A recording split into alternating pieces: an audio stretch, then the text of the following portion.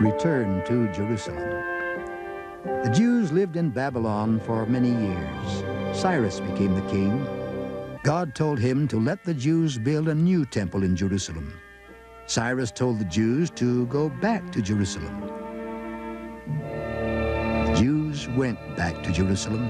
They took gold and silver and beautiful dishes for the temple.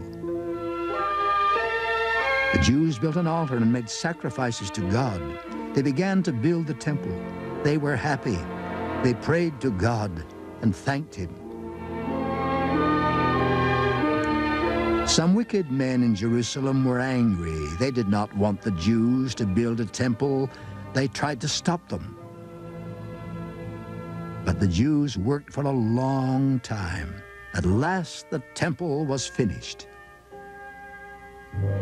Ezra was a prophet of God. He lived in Babylon. Ezra went to Jerusalem to teach the Jews. He read all the commandments to the people. He told them to obey God's commandments and to repent. The people listened to him. Nehemiah was a prophet. He also went to Jerusalem. Nehemiah was sad when he got there.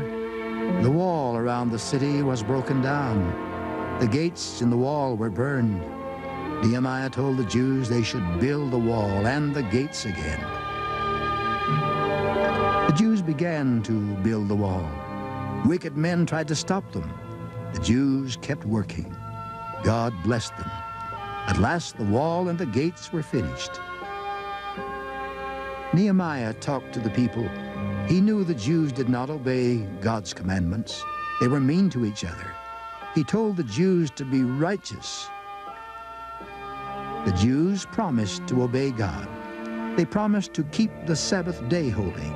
They promised to pay tithing. They promised to live good lives.